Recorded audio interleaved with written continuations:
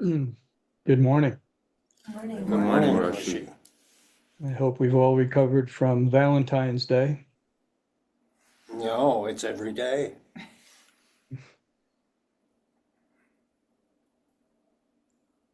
So I've been, as I mentioned last week, um, looking for ways as a teacher that I can offer something in terms of dealing with what's going on in the world. And so today I'm going to talk about the three tenets of the Zen Peacemaker, Peacemakers. And I think it's a powerful container that we can carry with us to help us stay upright. Um, Life is always changing, things are always in flux, and there's always something that comes up sooner or later to knock us off balance. But our practice of Zazen and also practicing the three tenets teach us over time how to reclaim that balance, how to return to being upright. And so I'm going to go over the three tenets, and it's going to, I have a copy of the tenets as they're expressed at the Peacemaker website, and which reminds me that um, this is only a toe in the water today, but I hope it creates enough curiosity that you actually go to the Peacemaker website as a place to start to learning in a more deep way. Um, and the tenets are also an expression of us and our practice. It's an expression of all beings, and all beings includes us. And the tenets are not knowing, bearing witness, and compassionate action. And again, in case I forget, they're not separate from each other. They function all at the same time. One may appear more readily than others depending upon circumstance.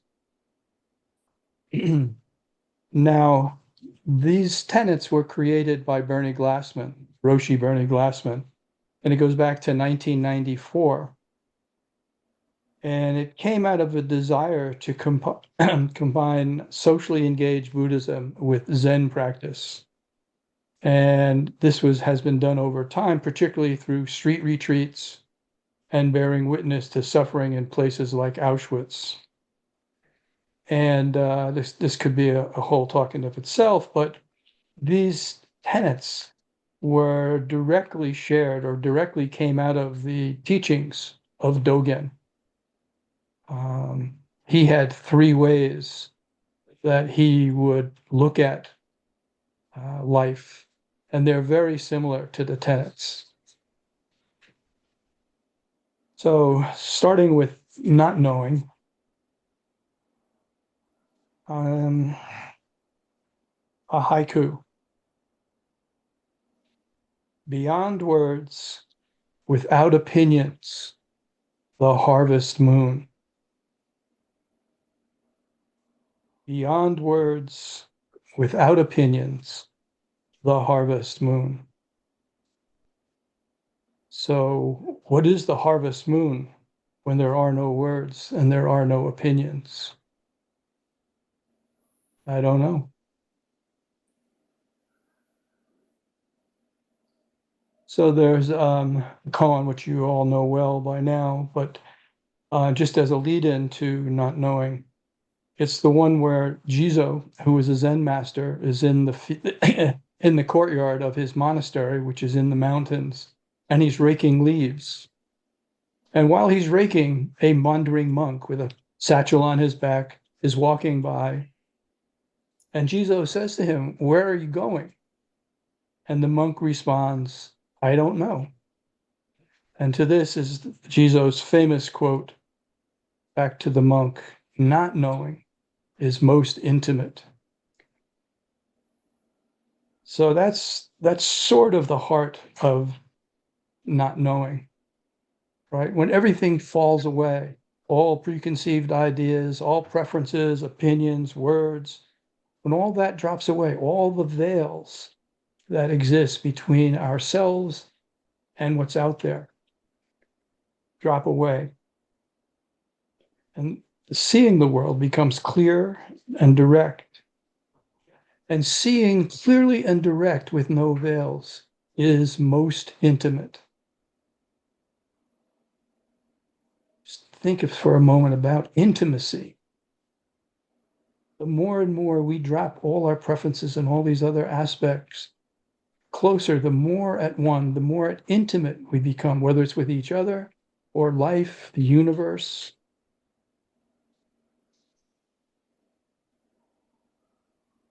And in my experience, one of the natural things that arises out of not knowing and intimate is the opening of the heart.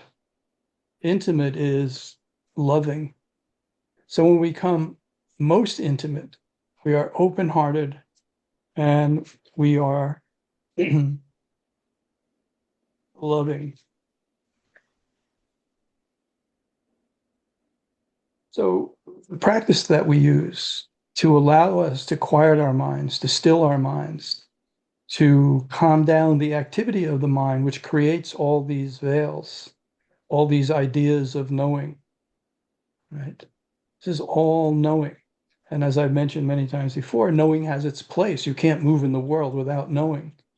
But our problem is that we cling to knowing. And so we never get to experience the other side, which is not knowing, which is being intimate, which is being truly open-hearted.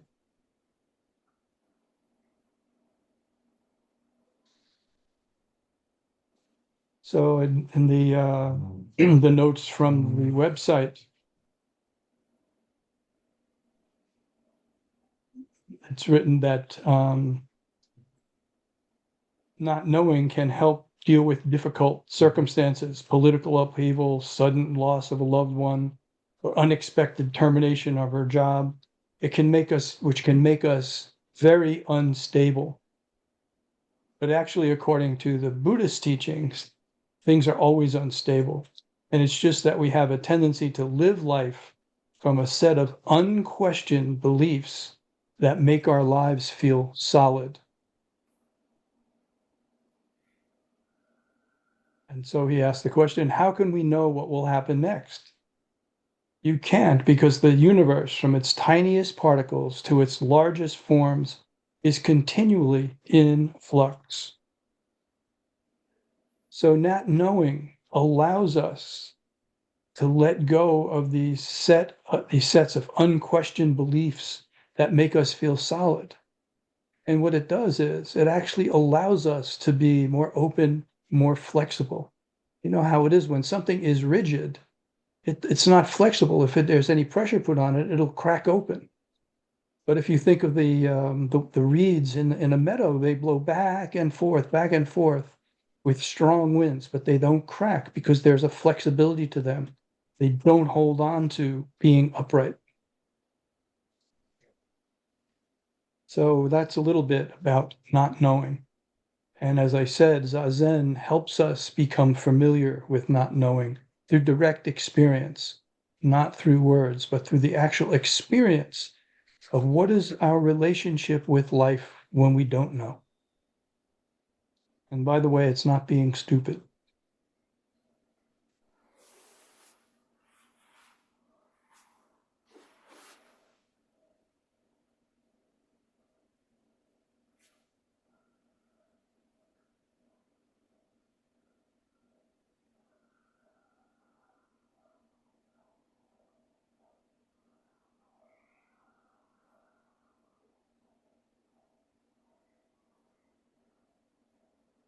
So the next tenet is bearing witness.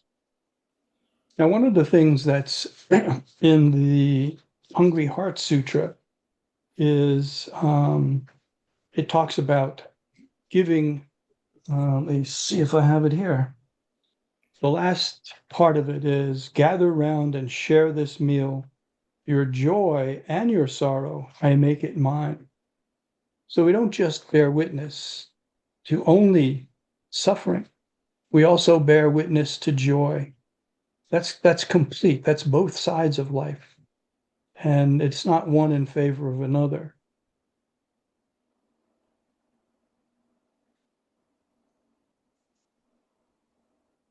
So let's talk from the point of view of suffering.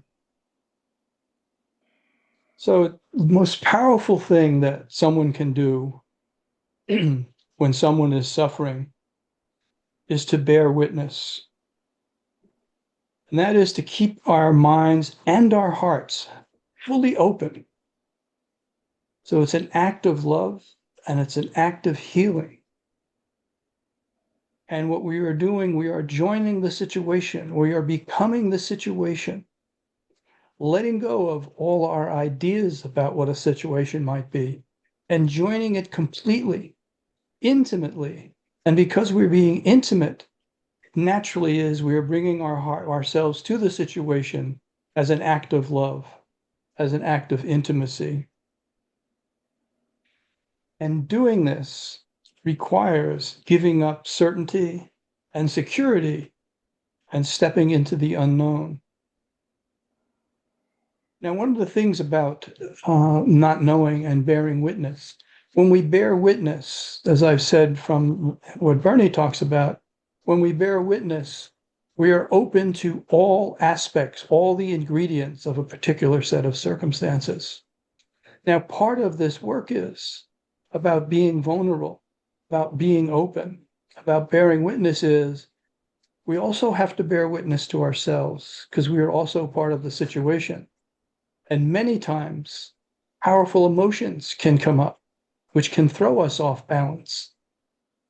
But we have to embrace, we have to bear witness to these strong feelings because it's these feelings that if we can stay upright or keep coming back to being upright and be present to them, they can be wonderful teachings. I know it's hard to think of terror as being a wonderful teaching, but slowly through time, as we practice this, stronger and stronger feelings that arise, we can handle, we can be flexible with, not rigid with.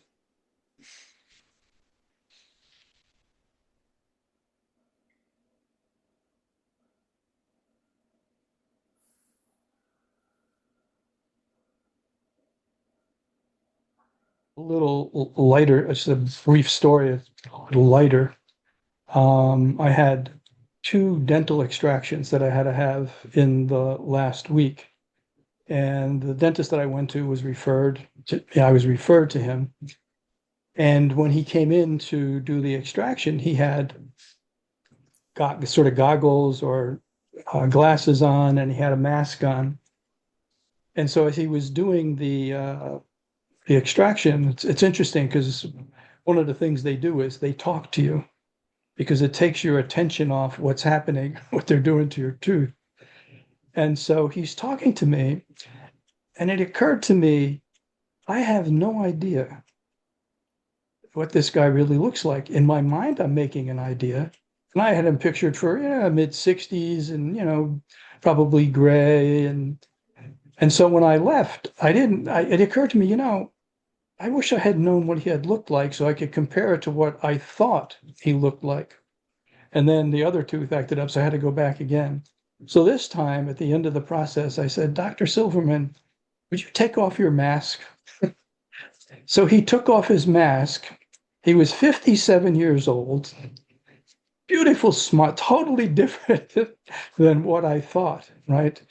But that taking off the mask and being willing to accept what happens when the mask gets taken off was my bearing witness.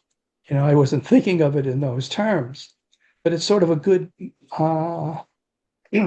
example, a good metaphor for what is it when we take off the masks that we create, when we let go of the ideas that we create. It turns out that our dentist is very different than I thought he was. So this bearing witness is a very powerful part of the three tenets, and also a very beautiful part because it's the act of becoming intimate. And again, as you can see, there is no bearing witness without not knowing. And not knowing needs more. It needs to be expressed. And the expression of it is to bear witness. So try to imagine these, and I'll get to the last one in a minute, about how these can be helpful in times like these. I mean, these are part of my heart and soul. I don't talk about them much, but they sort of guide me as I go through all these different things, and they catch me getting lost or falling over or being rigid. And it's very helpful to have an open heart and to be flexible in times like these, and not get captured by stories and intense emotions that sometimes we're not even aware of. So living these out is bringing them to life in each and every one of our lives. So the last one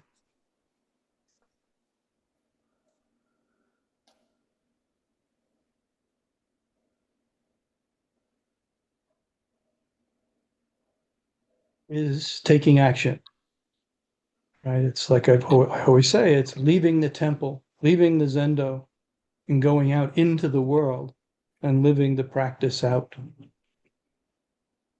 And one of the ways that we can express the first two, we can live them out, is through loving action. And again, when we're intimate with life, when we're intimate, we're much more likely to be loving and compassionate in the way in which we act in the world. And this caring action, this compassionate action, serves everyone and everything, including ourselves. Right? So all that I'm saying, all that I'm talking about applies to ourselves. It's imperative that we allow ourselves to be compassionate toward ourselves. Our life will be lighter and will be more compassionate to the people around us.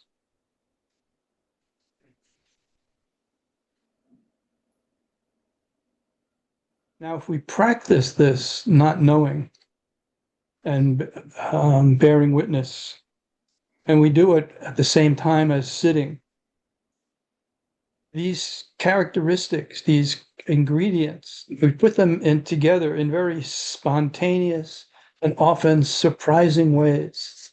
Sometimes we just know what to do in that moment. And then as that moment unfolds, we realize, holy smoke, I just did that. Right? And it's a surprise because we didn't know ourselves in that way before. But that part of ourselves that could be creative, could be compassionate, gets opened up through this process that I'm talking about.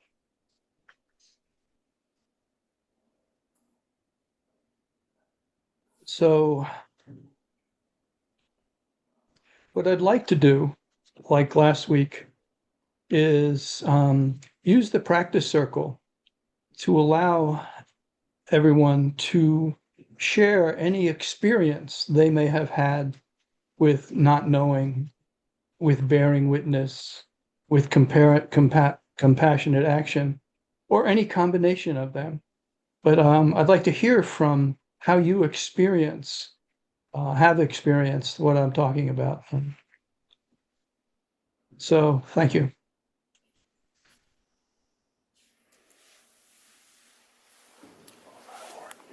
Wait.